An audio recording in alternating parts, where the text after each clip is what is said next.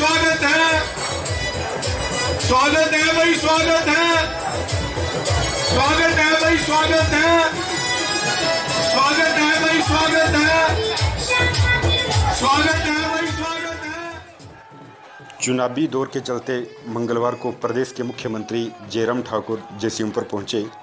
स्थानीय विधायक व भाजपा कार्यकर्ताओं द्वारा बड़ा गर्मजोशी के साथ उनका स्वागत किया। इस दौरान भारत माता की जय के खूब नारे गूंजे। मुख्यमंत्री जयराम ठाकुर ने कांग्रेस पर तंज कसते हुए कहा कि कांग्रेस के पास कोई भी नेता नहीं बचा हुआ है जो एक दूसरे को बलि का बकरा बना करके धकेला जा रहा है। इस दौरान शांता कुमार ने कहा कि देश को विदेश ताकतों ने उतना ही लूटा है जितना कांग्रेसियों ने लूटा है। भाजपा कांगड़ा चंबा प्रत्याशी किशन कपूर ने कांग्रेस पर हमला बोलते हुए कहा कि भारत देश में जो कार्य 60 वर्षों में कांग्रेस की 4 पीढ़ियां नहीं कर पाई, उसे देश के प्रधानमंत्री नरेंद्र मोदी ने 5 वर्षों में करके दिखाया हुआ है। किशन कपूर ने कहा कि कांग्रेस का एक ही प्रयास रहा है, भ्रष्टाचार करो और देश को लूटो। और एक बात मुझे आपसे कहनी है कि पूर्व में एक बैंक में अधिकारी रहा हूं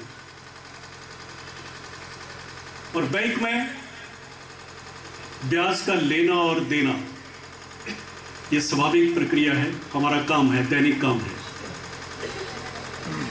मैं मुख्यमंत्री महोदय के बिहाफ पर आपसे यह वचन देता हूं कि विकास के कामों में पैसे की कभी भी कमी नहीं आएगी। मुझे ब्याज के रूप में कुछ चाहिए है, मैं बहुत कुछ नहीं मांग रहा हूं। जो आपने 2017 के चुनावों में दिया है उसका 10% बढ़ाकर यहां से देंगे तो सचमुच मेरी बार्गेनिंग पावर भी बढ़ेगी। आज माननीय स्वास्थ्य मंत्री भी हमारे बीच में हैं। माननीय परमार जी, आप एक बार यहाँ पे तशरीफ लाए थे 17 नवंबर 2018 को। आपके आशीर्वाद से मेरे इस स्थानीय हॉस्पिटल में अब 6 डॉक्टर्स हैं, गायनेकोलॉजिस्ट है,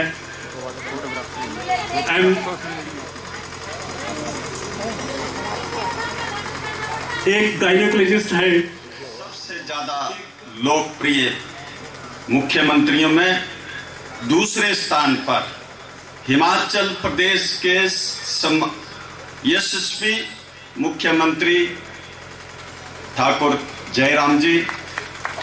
मैंने इसलिए कहा कि पिछले दिनों एक सर्वे हुआ और उस सर्वे में सबसे ज्यादा 3 कौन मुख्यमंत्री हैं, लोकप्रिय हैं, उनमें हिमाचल प्रदेश के मुख्यमंत्री जयराम ठाकुर जी दूसरे स्थान पर आए हैं।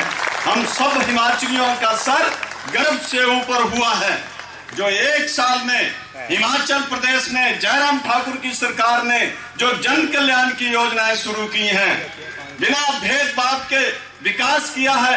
आपके क्षेत्र में जो विकास हुआ है उसके बारे में हमारे यहाँ के लोकप्रिय विधायक श्री रविंदर सिंह रवि जी ने भारतीय जनता पार्टी का चुनावी घोषणा पत्र नहीं बल्कि संकल्प पत्र जारी हुआ। मैं रात को टीवी देख रहा था, रात को घर बड़ा लेट पहुंचा तो सभी विपक्षी दल जो हैं उनकी दिलों की धड़कनें तेज हो गई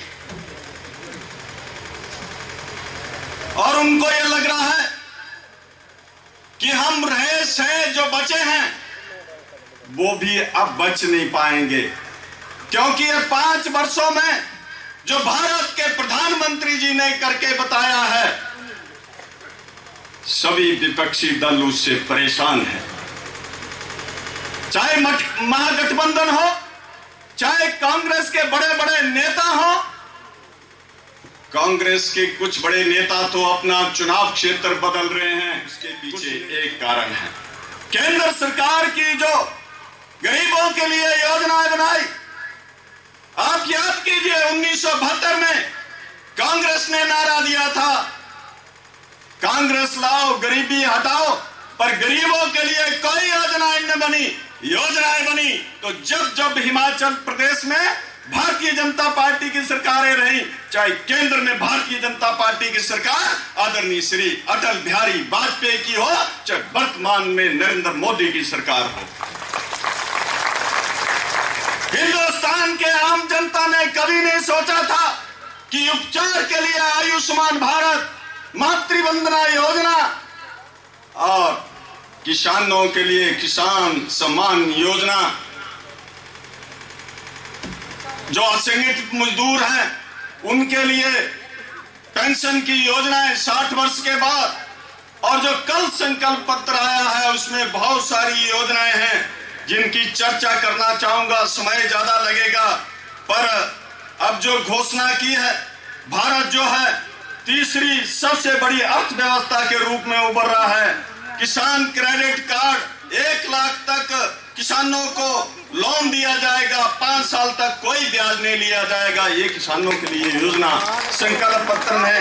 आतंकवाद का सर्वनाश कर दिया जाएगा, 0 टॉलरेंस, भगवान राम मंदिर बनाया जाएगा, जम्मू कश्मीर में 370 और 35A को हटाना है। 60 साल की उम्र के बाद किसानों और छोटे दुकानदारों को पेंशन की योजना, ये पहली बार हुआ है।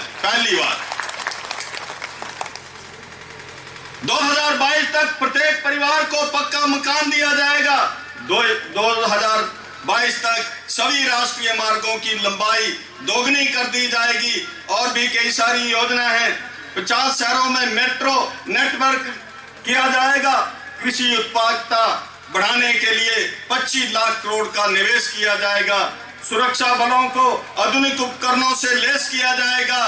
200 नए केंद्रीय विद्यालय और नवोदय विद्यालय खोले जाएंगे। भाई और बहनों, ये स्वाभाविक है कि कांग्रेसियों के जो कांग्रेसी हैं उनकी धड़कनें तेज होना स्वाभाविक है, क्योंकि बहुत सारी योजनाएं, 1 रैंक 1 पेंशन जो कांग्रेस की 4 पीढ़ियां नहीं कर पाई, वो नरेंद्र मोदी ने 5 वर्षों में करके बताया है। इसलिए कांग्रेस की दिल की धड़कन तेज होगी और आप लोग ने नारे देकर हिंदुस्तान की जनता के साथ धोखा करते रहे, और आप कहते हैं घोषणा हिंदुस्तान का जन जन जानता है। गरीबों के लिए अगर कोई योजना बनाई, गरीब और अमीर की खाई को कम किया, तो देश के वर्तमान प्रधानमंत्री श्री नरेंद्र मोदी जी ने किया। इनका तो एक ही काम है, भ्रष्टाचार। मध्य प्रदेश में क्या हो गया? 100 दिन की सरकार, कई 100 करोड़ रुपए मिले और कहने लगे ये तो ED income tax Modi ji के कहने से। अरे मान ली बात, पर पैसे तो आपके, ये पैसे कहां से आए इसका तो हिसाब दीजिए। ये पैसे कहां से आए? सैकड़ों करोड़ रुपया, इसका हिसाब कांग्रेस के नेताओं को देना चाहिए। शर्म आनी चाहिए कांग्रेस के नेताओं को, जो देश को 2 हाथों से लूटते रहे। हमारे देश के प्रधानमंत्री श्री नरेंद्र मोदी जी ने बोल करके बताया है, विश्व में भारत का सम्मान बढ़ाया है उग्रवाद के नाम पर। आज पूरा विश्व में, पूरे विश्व को एक मंच पे कोई अगर लेकर आया है तो देश के प्रधानमंत्री श्री नरेंद्र मोदी जी ले आए हैं। मैं कांग्रेस के लोगों से पूछना चाहता हूं, ये आतंकवाद, उग्रवाद, माओवाद, नक्सलवाद, इसकी जननी कौन है? ये किसके शासनकाल में पनपा? ये कांग्रेस के शासनकाल में पनपा। चुनाव न लड़के चुनाव लड़ाने का आनंद लेने का निर्णय किया था। मैं आज चुनाव की राजनीति छोड़ रहा हूं, राजनीति में हूं, रहूंगा। और श्री कृष्ण कपूर जी केंद्र की राजनीति में प्रवेश कर रहे हैं। इस मौके पर मुझे बहुत प्रसन्नता हो रही है कि आप भाइयों बहनों ने कितना सम्मान दिया मुझे, हिमाचल की सेवा करने का कितना अधिक मौका दिया मुझे। बहनों भाइयों, आज मुख्य रूप से हम आदरणीय मुख्यमंत्री जी की बात सुनेंगे, मुझे 2-3 बातें कहनी है। भारत बदल रहा है, बहुत अधिक बदल रहा है। 5 साल पहले आपने पहली बार दिल्ली में भारतीय जनता पार्टी को बहुमत दिया, श्री नरेंद्र मोदी हमारे प्रधानमंत्री बने। भर गया तो योजनाएं चल रही हैं, आगे भी चलेंगी, आगे भी चलेंगी। मैं संक्षेप में एक ही बात कहना चाहता हूं, आदरणीय नरेंद्र मोदी जी की योजनाएं आपके सामने है और अभी 1 साल से थोड़ा सा अधिक समय हुआ श्री जयराम ठाकुर जी को हिमाचल सरकार की कितनी योजनाएं आपके सामने है। हमारा हर मंत्री किस प्रकार ईमानदारी से काम कर रहा है, ये आपके सामने है। मैं आपको सच कहता हूं, योजनाएं बन रही, विकास हो रहा, इतनी बात ही नहीं है। गरीब किसान आम आदमी के बारे में सोचा जा रहा है, इतनी बात नहीं है। आतंकवाद को खत्म करने की योजना भी बनी है और पाकिस्तान को रास्ते पर लाने की योजना भी बनी है। पाकिस्तान को सबक सिखाना चाहते हैं तो दिल्ली में नरेंद्र मोदी चाहिए। यह भी यहाँ गरीबी बेरोजगारी को दूर करना चाहते हैं तो दिल्ली में श्री नरेंद्र मोदी चाहिए। यदि गांव और गरीब का विकास करना चाहते हैं तो दिल्ली में नरेंद्र मोदी चाहिए और यदि दिल्ली में नरेंद्र मोदी चाहिए तो यहाँ से किशन कपूर चाहिए, जिनको लेकर हम आपके पास आए। मैं आखिर में आपसे एक निवेदन करूंगा, ये चुनाव साधारण चुनाव नहीं है, 14 के चुनाव से भी अधिक महत्वपूर्ण है। ये 5 साल की योजनाएं लगता है आपको नरेंद्र मोदी जी ने कितनी योजनाएं दी। कुमार जी ने जिक्र किया, भाई किशन कपूर जी ने जिक्र किया, रवि धीमान जी ने जिक्र किया। और रवि धीमान जी तो बैंकर हैं, बैंक में रहे हैं, ये बहुत कैलकुलेशंस करने का बैंक में होता है कि इन्वेस्ट कितना करेंगे और इन्वेस्ट के बाद रिटर्न कितनी आएगी, इसका जिक्र आपके बीच में कर रहे थे। तो ये बात तो सचमुच में है। और जो मैं हालात यहां पर देख रहा हूं, इस सभा को मैं अगर देख रहा हूं, मुझे लग रहा है कि इन्वेस्टमेंट भी ठीक हुई और रिटर्न भी जो है बहुत ठीक आए।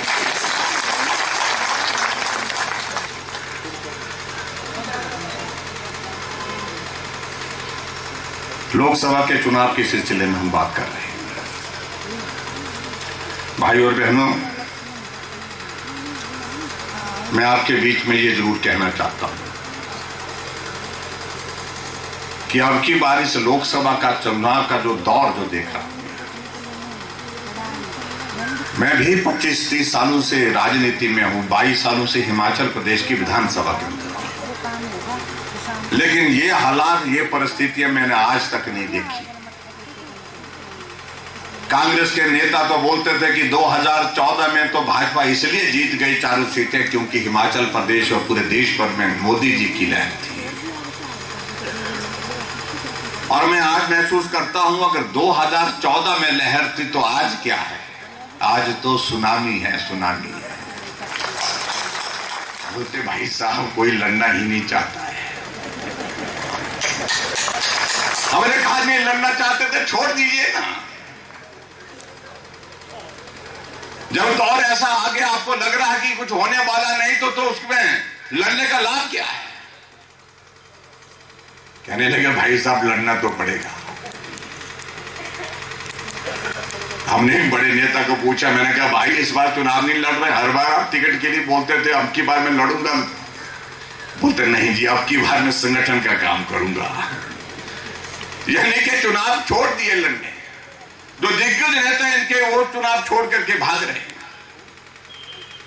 एक और नेता को पूछा, मैंने कहा भाई आप चुनाव लड़ने की बहुत बातें कह रहे थे कि नहीं हमने अब की बार सोचा कि नौजवानों को अवसर देंगे। और उसकी सबसे बड़ी वजह क्या है? वजह यह है कि पूरे देश भर में और पूरे प्रदेश भर में एक तरह का जो वातावरण बन पाया है, माहौल बना है मोदी जी के नाम पर। उनको कांग्रेस के नेताओं को अच्छी तरह से बात मालूम है इस टिकट का करेंगे क्या। ये टिकट किसी काम का नहीं अब की बार, इसलिए अब की बार मना करना ही उचित है। और यही हालात आपको तो में हमीरपुर में, ये आएगा वो आएगा, ऐसा होगा वैसा होगा, और अंत में जो है निर्णय क्या हुआ, धक्का किसी और को लग गया। ये हालात है और ये सारी बातों का परिणाम मुझे लगता है कि आपके सामने, किसी को कोई समझाने की आवश्यकता नहीं है।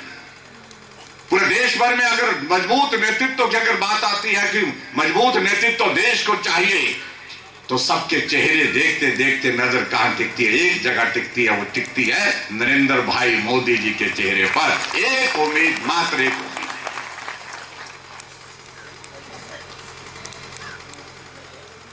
आमतौर पर क्या होता है, जब चुनाव होता तो सरकार ने क्या किया क्या नहीं किया, इन बातों पर चर्चा होती है। और हमारा ये सौभाग्य है, हमारे लिए खुशी की बात है, 5 साल का कार्य करते इस तरह से समर्पित भाव के साथ पूरे देश के लिए उन्होंने काम के रूप में किया। आप कहीं से शुरू करो, एक एक योजना का गरीब आदमी के हित के लिए, देश के हित के लिए जिस प्रकार से उन्होंने शुरू की, उसके कारण पूरे देश भर में एक माहौल खड़ा, एक वातावरण खड़ा हुआ। और सबसे बड़ी बात तो ये कि देश की एक सम्मान की स्थिति, स्थान की स्थिति, स्वाभिमान की स्थिति क्या बन गई थी। भारत से भी छोटे छोटे देश जो तरक्की में हमसे आगे निकल गए थे, वो भारत की तरफ देखना भी पसंद नहीं करते थे। भारत आया, भारत गया, इंडिया के बारे में बहुत अच्छी धारणा के साथ सोचना छोड़ दिया था। लेकिन आज देखिए, आज हमसे बहुत आगे तरक्की किए हुए देश में जब देखते हैं कि भारत आ रहा है, नरेंद्र भाई मोदी आ रहे हैं, तो आगे चले हुए नेता भी खड़े, उनके पांव वहीं टिक जाते हैं और मोदी जी का इंतजार करते हैं, उनके साथ कदम मिला करके आगे बात। हिमाचल प्रदेश में आप सबके आशीर्वाद से मुझे 1.25 साल का कार्यकाल आपके बीच में काम करते हुए इस दायित्व के साथ हुआ है। और मुझे इस बात की प्रसन्नता में आपका अभिनंदन भी करता हूं, आप सबका धन्यवाद भी करता हूं। ये 1.25 साल का कार्यकाल हमने बेहतरीन ढंग से हिमाचल की जनता के लिए समर्पित किया और आप सबका सहयोग और समर्थन रहा, और उसकी वजह से हिमाचल को एक जहां जिस दिशा में आगे बढ़ाने की आवश्यकता थी, उस दिशा में आगे बढ़ाने की हमने प्रयत्न किया है, कोशिश की है। लेकिन फिर भी उसके बावजूद हमारे कांग्रेस के नेता बोलते हैं क्या किया। मैंने तो उनको कहा कि हमने कुछ नहीं किया, हमने तो सिर्फ इतना किया, हमने कहा कि हम 1 साल के कार्यकाल में हिमाचल प्रदेश में 68 के 68 विधानसभा क्षेत्र का दौरा करेंगे। हमने 68 विधानसभा क्षेत्र का दौरा करके दिखाया। आमतौर पर 20, 22, 25 इससे ज्यादा कभी दौरे नहीं हुए इतने विधानसभा क्षेत्र के। हमने कहा मैं नया आदमी, इस काम के लिए नया आदमी हूं, मैं लोगों को मिलना चाहता हूं, लोग हमको मिलना चाहते हैं, मैं लोगों को सुनना चाहता हूं, लोग हमको सुनना चाहते हैं, मैं लोगों को देखना चाहता हूं, लोग हमको देखना चाहते हैं। इसलिए मैंने कहा सबसे पहले जरूरी है कि मैं हिमाचल प्रदेश का दौरा करूं, और दौरा करने के बाद लोगों की समस्याओं को समझा, प्रदेश को समझा और प्रदेश ने हमको समझा। इसमें मैं कह सकता हूं कि हम सफल। सैनिकों को जो है रात के अंधेरे में आतंकवादी आकर के जो उनकी हत्या कर जाते हैं, और दूसरे दिन हमारे देश के प्रधानमंत्री कहते हैं कि उड़ी की इस घटना का जवाब जो है मौके पर दिया जाएगा, जल्दी दिया जाएगा। 18 जवानों की शहादत को जो है हम यूं ही व्यर्थ नहीं जाने देंगे। और उसके 4 दिन बाद जो है भारत के सेना के जवान जाकर के पाकिस्तान में सर्जिकल स्ट्राइक करके वहां आतंकवादी जिन लोगों ने इस योजना को अंजाम दिया था उनके ऊपर कार्रवाई करने के बाद सुरक्षित भारत आए। मोदी जी ने चिट्ठी नहीं लिखी कि आपके लोगों ने हमारे सेना के जवानों पर हमला किया, रात के अंधेरे में किया। उन्होंने क्या किया? कार्रवाई करी। जमीन भी उनकी, आतंकवादी भी उनके, सेना हमारी, गोली हमारी, वही इंतजाम करके आ गया। जिक्र आज के इस दौर में सब जगह होता है। हमारे सीआरपीएफ के 40 से ज्यादा जवान शहीद हो जाते हैं और शहादत के बाद जो है पूरे देश भर में एक रोष का माहौल पैदा होता है। हम और आप सब लोग दुखी थे, परेशान थे, गुस्से में थे, नाराज थे, और दिल कहता था कि यही मौका है जब पाकिस्तान को निपटा देना चाहिए। और मोदी जी ने एक बात कही कि हमने सेना को आदेश कर दिए हैं, समय वो तय करेंगे, स्थान वो तय करेंगे, हमारी ओर से सारी छूट दे दी है, जो भी कार्रवाई आपको उचित लगती है उस कार्रवाई को अंजाम दिया जाए। दिन 4 बीत गए, 5 बीत गए, और जब कार्रवाई का इंतजार करते करते पूरा देश उत्सुकता से सुन रहा था, देख रहा था, तो कांग्रेस के कुछ मित्र उठ करके बोलना शुरू कर दिए कि कहां गया वो 56 इंच का सीना, कहां गए वो मोदी जी जो बहुत ऊंचे ऊंचे बोल रहे थे। और उसके बाद कुछ दिनों के बाद घटना क्या हो जाती है कि टेलीविजन पे खबर आती है कि भारत की सेना ने, वायुसेना ने जाकर के पीओके में एयर स्ट्राइक कर डाला है। हम सब लोग भी थोड़ा संतोष हुए, यकीन नहीं हो रहा है, लेकिन आखिरकार सेना के अधिकारियों ने आकर के प्रेस कॉन्फ्रेंस कर उसकी पुष्टि की। पूरा देश एक माहौल के साथ खड़ा उठा। यही नेतृत्व चाहिए था, यही नेता चाहिए था जिसकी इस देश को जरूरत थी, यही करना चाहिए था जो करने की जरूरत